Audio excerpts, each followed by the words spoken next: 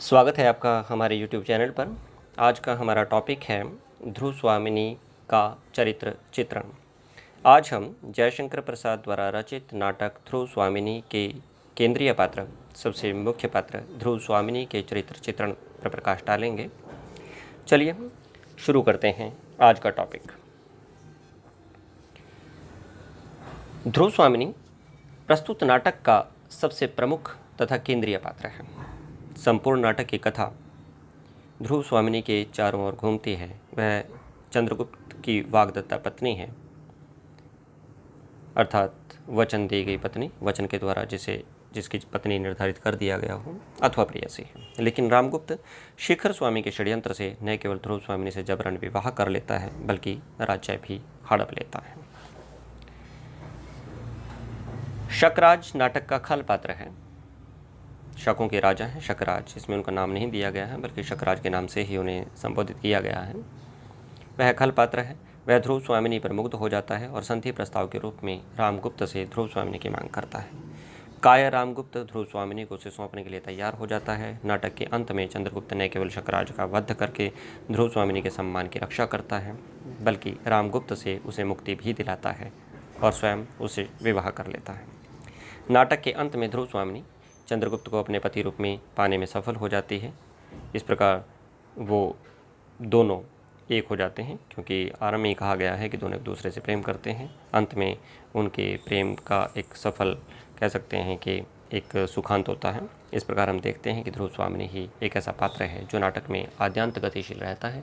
आरंभ भी देखा जाए तो उसी से के दृश्य से होता है। सबसे पहले दृश्य जो है वह ध्रुव स्वामिनी से ही संबंधित है। वह राज उद्यान में बैठी है, उसके पास एक खड्गधारिणी बैठी है, और जो अंतिम दृश्य है वो भी ध्रुव स्वामिनी से संबंधित है। शुरू करते हैं आज के महत्वपूर्ण टॉपिक को, ध्रुव स्वामिनी की चारित्रिक विशेषताएं। जिस प्रकार से कुछ तत्व निर्धारित किए गए हैं नाटक के,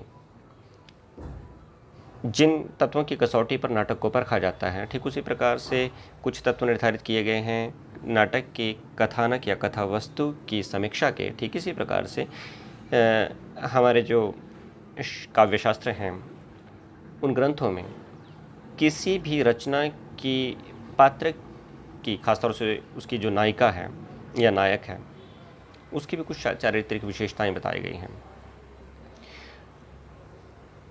हम आरंभ करते हैं ध्रुव स्वामिनी की कुछ चारित्रिक विशेषताओं की।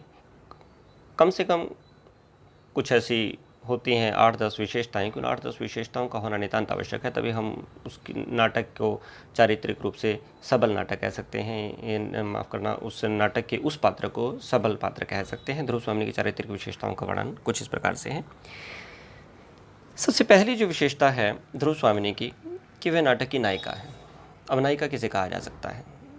प्रभाव के दृष्टिकोण से, विस्तार के दृष्टिकोण से, या सद्गुणों से युक्त होने के कारण, मानवोचित गुणों से युक्त होने के कारण। चाहे प्रभाव के दृष्टिकोण से देखिए, विस्तार के दृष्टिकोण से देखिए, मानवोचित गुणों के दृष्टिकोण से देखिए, या क्रांतिकारी भावना के दृष्टिकोण से देखिए, प्रत्येक दृष्टिकोण से ध्रुव स्वामिनी नाटक की नायिका लगती है। नाटक की संपूर्ण कथा ध्रुव स्वामिनी के इर्द गिर्द ही घूमती है। वह चंद्रगुप्त से प्रेम करती है। वह चंद्रगुप्त की वाग्दत्ता पत्नी है। चंद्रगुप्त भी उससे प्रेम करता है और उससे शादी करना चाहता है, लेकिन चंद्रगुप्त का बड़ा भाई रामगुप्त भी उस पर मुग्ध हो जाता है और शेखर स्वामी के षड्यंत्र से उससे जबरन शादी कर लेता है और चंद्रगुप्त के राज्य को भी हड़प लेता है। शकराज भी ध्रुव स्वामिनी के रूप सौंदर्य पर आसक्त हो जाता है। एक तीसरा पात्र है खल पात्र। वह ध्रुव स्वामिनी को पाने के लिए लालायित रहता है। वह एक संधि प्रस्ताव रामगुप्त के पास भेजता है। देखिए, वह विश्व विजय के लिए निकला है, प्रत्येक साम्राज्य को अपने साम्राज्य में मिला लेना चाहता है, लेकिन इसके बावजूद वह ध्रुव स्वामिनी पर इतना अधिक आसक्त हो जाता है कि संधि प्रस्ताव के रूप में कहता है कि अगर ध्रुव स्वामिनी उसे सौंप दी जाती है तो वह आक्रमण नहीं करेगा, अभय दान दे देगा गुप्त साम्राज्य को। वह एक संधि प्रस्ताव रामगुप्त के पास भेजता है कि अगर रामगुप्त अपने राज्य तथा राज्यवासियों की रक्षा करना चाहता है तो वह ध्रुव स्वामिनी को उसे सौंप दे। अंत में ध्रुव स्वामिनी के गौरव की रक्षा के लिए चंद्रगुप्त अपनी मर्यादा का उल्लंघन कर अपने बड़े भाई के विरुद्ध विद्रोह करता है और न केवल शकराज का वध करता है, बल्कि उसे रामगुप्त के चंगुल से मुक्ति भी दिलाता है। इस प्रकार से हम देखते हैं कि नाटक में कथा को गति प्रदान करने में ध्रुव स्वामिनी की जो भूमिका है वह सर्वाधिक महत्वपूर्ण भूमिका है। वास्तव में अन्य जो पात्र हैं उन सभी पात्रों का जो कार्य व्यापार है ऐसा लगता है जैसे ध्रुव स्वामिनी के कारण ही निर्देशित होता है। रामगुप्त का षड्यंत्र रचना ध्रुव स्वामिनी के कारण होता है। चंद्रगुप्त का रामगुप्त के विरुद्ध आवाज़ उठाना, अपने कर्तव्य को जानना, उसके शोषण से लोगों को मुक्ति दिलाना, वो भी ध्रुव स्वामिनी के निर्देशन से ही होता है। और शकराज का संधि प्रस्ताव भेजना भी ध्रुव स्वामिनी के कारण ही संभव हो पाता है। यहाँ तक कि सामंत कुमारों को भी वह बाद में अपनी तरफ मिला लेती है, वो भी उसके व्यक्तित्व से प्रभावित हो जाते हैं। नाटक के नायक की चंद्रगुप्त को उसकी वीरता, पराक्रम, शौर्य और कर्तव्य की याद ध्रुव स्वामिनी ही तो दिलाती है। और वहीं दूसरी ओर नाटक के खल पात्र रामगुप्त और शकराज के कार्य व्यापारों का भी वही निर्देशन करती है। एक सच्ची प्रेमिका होने के साथ साथ सदियों से नारी के प्रति हो रहे अत्याचारों का वह विरोध भी करती है।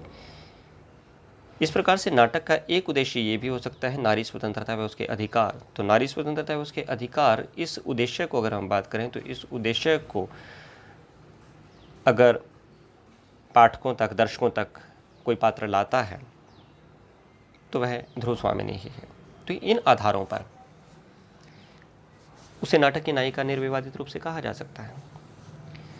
दूसरा, अद्वितीय सुंदरी। ध्रुव स्वामिनी अप्रतिम सौंदर्य की मूर्ति है। एक अद्वितीय सुंदरी के रूप में इस नाटक में उन्हें चित्रित किया गया है।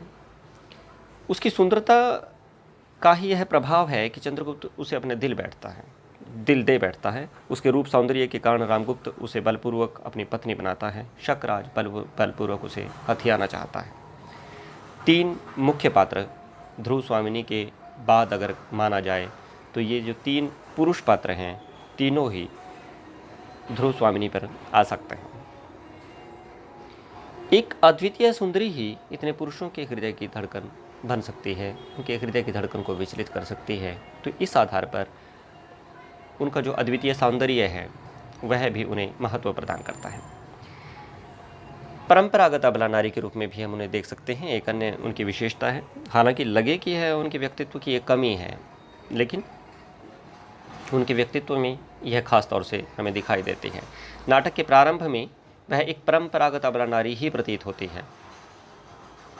चंद्रगुप्त से प्रेम करने के बावजूद अनिच्छा से रामगुप्त के साथ उसे रहना पड़ता है उसकी पत्नी बनकर। हमारे समाज में जो अबला नारी है उसे इसी प्रकार की परिस्थितियों से गुजरना पड़ता है। बिना कोई विरोध किए वह अपने आप को नई परिस्थितियों के अनुसार ढालने की कोशिश करने लगती है। तो इस प्रकार से वह उन लाखों परंपरागत भारतीय नारियों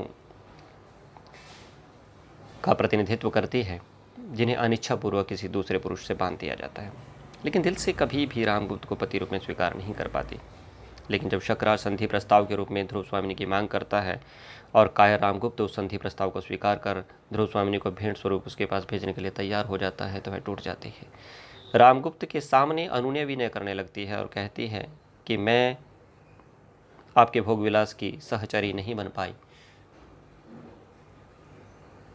लेकिन अब जैसा आप कहेंगे मैं वैसा करूँगी, कि मेरी मर्यादा की रक्षा कीजिए। वह उसके आगे गिड़गिड़ाने लगती है, लेकिन फिर भी रामगुप्त उसकी प्रार्थना को अनदेखा कर देता है, ठुकरा देता है।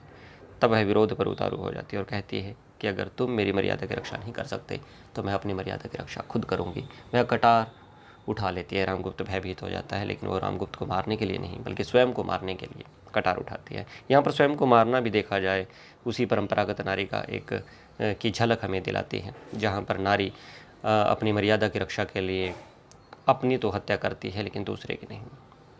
तो एक परंपरागत नारी के रूप में दिखाई देती है, लेकिन यहाँ पर एक विरोध का स्वर उभरता है, यही एक बहुत बड़ी बात है। तो उस परंपरागत नारी की जो छवि है उस छवि से बाहर निकलती है और अंत में जाकर यह छवि और अधिक मुखर हो जाती है जब वह अपने पति मानने से इनकार कर देती है रामगुप्त को, और यहाँ तक कि धर्माचार्य को भी चुनौती देती है कि वह अपने धर्मशास्त्रों की पुनर्मूल्यांकन करे, जहाँ पर नारी को इतने अधिक बंधनों में बांधा गया है और महज एक भोगविलास की सामग्री के रूप में परोस दिया गया है। तो एक विशेषता है परंपरागत अबला नारी के रूप में, और नाटक के अधिकांश भाग में वह परंपरागत अबला नारी ही बनी रहती है। दुविधाग्रस्त पात्र है। एक नारी जो एक पुरुष से प्रेम करती हो लेकिन शादी किसी दूसरे पुरुष से हो जाए तो दुविधाग्रस्त तो होगी ही। तो ध्रुव स्वामिनी भी दुविधाग्रस्त रहते हैं। प्रेम वह चंद्रगुप्त से करती है, शादी रामगुप्त से हो जाती है। उसका मन विरोध करना तो चाहता है लेकिन कर नहीं पाता। दूसरी तरफ चंद्रगुप्त भी तो उसका साथ नहीं देता। चंद्रगुप्त भी यहाँ पर एक झूठी मर्यादा का पालन करता हुआ नजर आता है। एक ऐसी मर्यादा जिसमें बड़े भाई की हर बात अक्षरशः सत्य मान ली जाती है, भले ही वह बात नियमों के विरुद्ध क्यों न हो। और क्योंकि रामगुप्त एक राजा है, पूरी प्रजा के साथ वह बुरा क्यों ना कर रहा हो, लेकिन फिर भी वो रामगुप्त की बात को अनदेखा नहीं करता, उसके विरुद्ध कोई रोष प्रकट नहीं करता, कोई विरोध नहीं करता। तो ऐसी स्थिति में अगर ध्रुव स्वामिनी दुविधाग्रस्त रहती है तो स्वाभाविक है वह रामगुप्त की कायरता, निर्बलता और दूषित मानसिकता का विरोध करना तो चाहती है लेकिन कर नहीं पाती। वह चीख चीख कर चंद्रगुप्त के प्रति अपने प्रेम को उजागर करना चाहती है लेकिन कर नहीं पाती। हालांकि बाद में एक दो स्थान पर कर जाती है, लेकिन नाटक के अंत में आते आते उसकी दुविधा दूर हो जाती है। वह खुलकर रामगुप्त का विरोध भी करती है और चंद्रगुप्त से अपने प्रेम का इजहार भी। आगे बढ़ते हैं। आत्मगौरव या आत्मसम्मान की भावना से ओतप्रोत। ध्रुव स्वामिनी आत्मसम्मान की भावना से ओतप्रोत है। रामगुप्त से जबरन विवाह होने के कारण वह उसे पति रूप में मन से तो कभी स्वीकार नहीं करती, लेकिन फिर भी अपने आप को उसके अनुसार ढालने की कोशिश करती रहती है। उसकी आत्मा उसे कभी इसकी स्वीकारोक्ति नहीं देती, लेकिन फिर भी वह झूठी मर्यादाओं का पालन करने के लिए उसके साथ बनी रहती है। लेकिन जब शकराज को उसे भेंट देने की बात होती है तो वह अपने आत्मगौरव की रक्षा के लिए रामगुप्त के आगे अनुनय विनय भी करती है, जिससे वह आज तक किसी चीज़ की मांग नहीं करती, लेकिन अपनी मर्यादा की रक्षा के लिए वह उसके आगे गिड़गिड़ाने लगती है। और उसकी सहगामिनी सही मायने में बनने की एक किस्म से वचन देती है।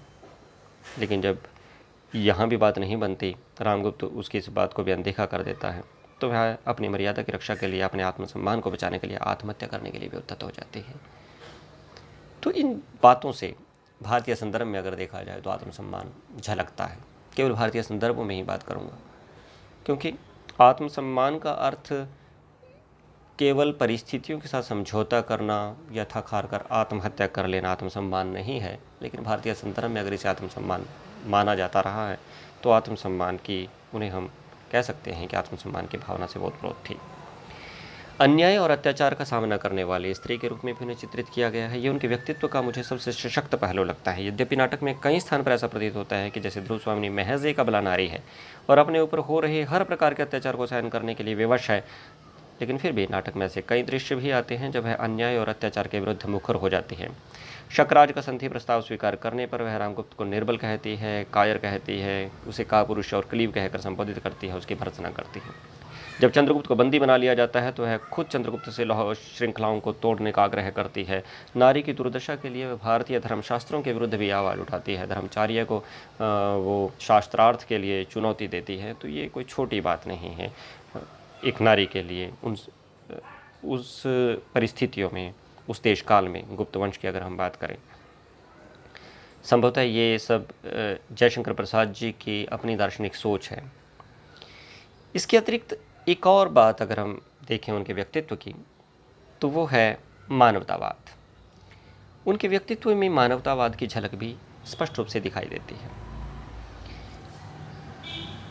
वे स्वयं तो बहुत से दुख भोग रही है, लेकिन बहुत से दुख भोगते हुए भी समस्त प्रजा के प्रति उसके मन में हमेशा आशीर्वाद रहता है। वह सबका भला चाहती है, किसी का बुरा नहीं चाहती। चंद्रगुप्त की भी हमेशा दूर रहते हुए भी वह हमेशा यही सोचती रहती है कि चंद्रगुप्त हमेशा प्रसन्न रहे, लेकिन चंद्रगुप्त उसके बिना प्रसन्न नहीं रह पाता। एक और बात जब बाद में आती है, जब वो कोमा शकराज की जो प्रेयसी है, शकराज के वध के पश्चात शकराज का शव लेने के लिए आती हैं, तो वो सहर्ष उनके शव को उन्हें दे देती है और उनके विरुद्ध किसी प्रकार का कोई कदम नहीं उठाती। हालांकि जो शत्रु पक्ष के होते हैं कि कहीं वो क्रांति न कर दें, बगावत न कर दें आने वाले समय में, तो उन्हें मौत के घाट उतार दिया जाता है या सज़ा दे दी जाती है, वो उन्हें मुक्त कर देती है, उन्हें जाने देती है और शुक्राचार्य का शव भी उन्हें सौंप देती है। और भी बहुत से उदाहरण ऐसे मिलते हैं जहाँ उनके मन में पूरी तरह से मानवोचित गुणों से ओतप्रोत ध्रुव स्वामी हमें नज़र आते हैं। तो मानवतावादी जो रवैया है, मानवतावादी जो दृष्टिकोण है, उनके व्यक्तित्व में हमें आद्यांत नज़र आता है, हर दृश्य में नज़र आता है। कहीं भी ऐसी कोई नहीं होती किसी के प्रति भी, किसी भी पात्र के प्रति दुर्भावना वो उसके मन में नज़र नहीं आती, सिवाय शिखर स्वामी और रामगुप्त के, जो खल पात्र हैं और पूरी तरह से लोगों का बुरा करने के लिए उतारू हैं, और साथ ही जो नारी की अस्मिता है, उस नारी की जो मर्यादा है, उस मर्यादा का उल्लंघन करने पर उतारू हैं। तो उन पात्रों को छोड़कर अन्य सभी पात्रों के प्रति वह बहुत अधिक अच्छी भावना से भरी हुई है। तो इस आधार पर देखा जाए तो ध्रुव स्वामी की जो विशेषताएं हैं वह उन्हें एक नायिका के रूप में प्रतिष्ठापित कर देती हैं। तो ये था हमारा आज का प्रश्न। मुझे लगता है कि ये प्रश्न आप आसानी से कर पाएंगे। धन्यवाद।